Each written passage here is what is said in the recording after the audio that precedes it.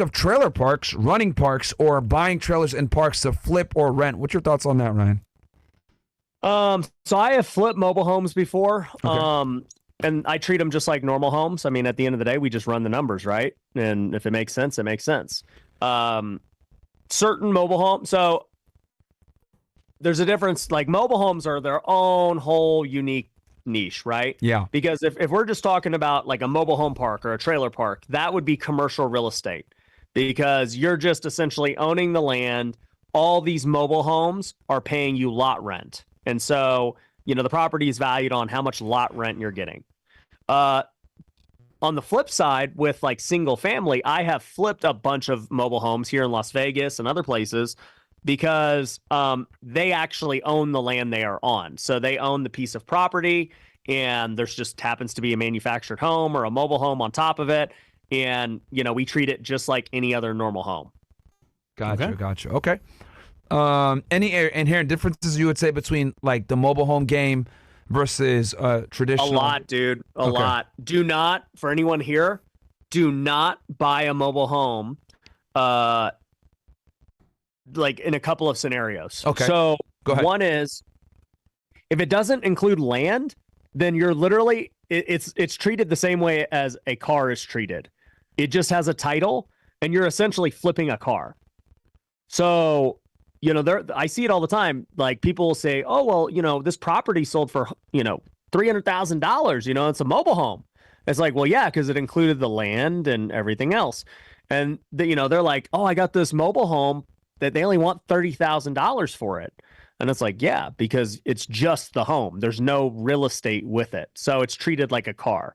Oh. So you got to figure out, is the land included? That's number one. Okay. Number two is it actually attached to the land? So this is a huge thing that makes or breaks the value of a mobile home.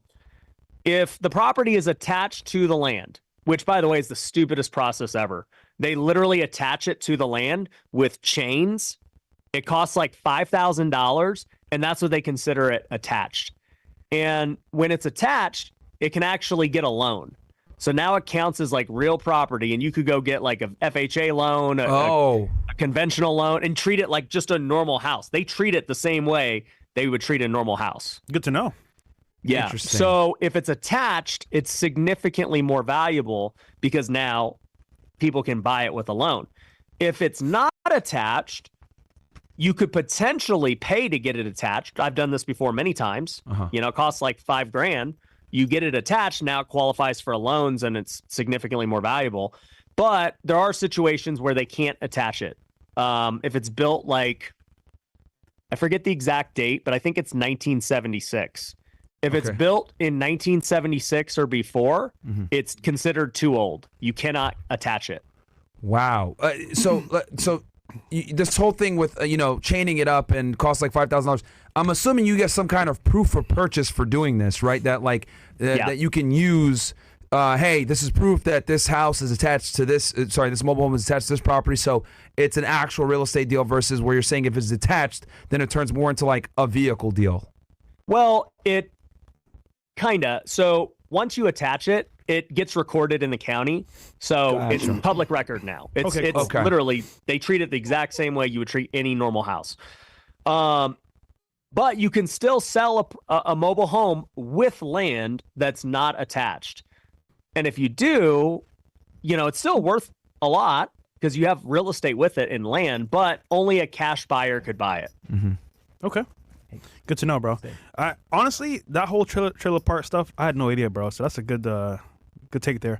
All right. No, that's a whole other thing. I know Justin Waller deals with trailer parks quite a bit. Yeah. But I didn't know that whole thing where you can attach it and that changes the game. So should they buy it? So don't, basically the tip you're giving here, Ryan, is like don't buy it unless it's attached, right?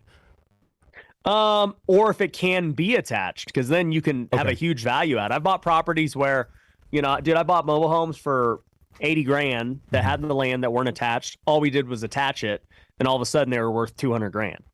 Gotcha. Yeah, 'cause Okay. I can imagine as a seller, I'll just put some chains on the trailer. I'll say, listen, yeah. it's attached, bro. Yeah. Come buy Yeah. this shit. Yeah, Just you need chain that the bottom. Yeah, and so yeah, you need that proof from them that it's That's a finesse, bro. yeah, man. You want Oh, this it's property? for sure the biggest finesse in the game. It literally does nothing.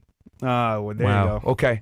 So basically, they need that paperwork because there's something there that shows that it's recorded with the I guess with the town or the local government. Yeah. They need that. Yep. Okay. Cool. What's next? Good question on the mobile homes, guys. And that's some little game right there. I didn't even know that stuff. E-money. Go ahead.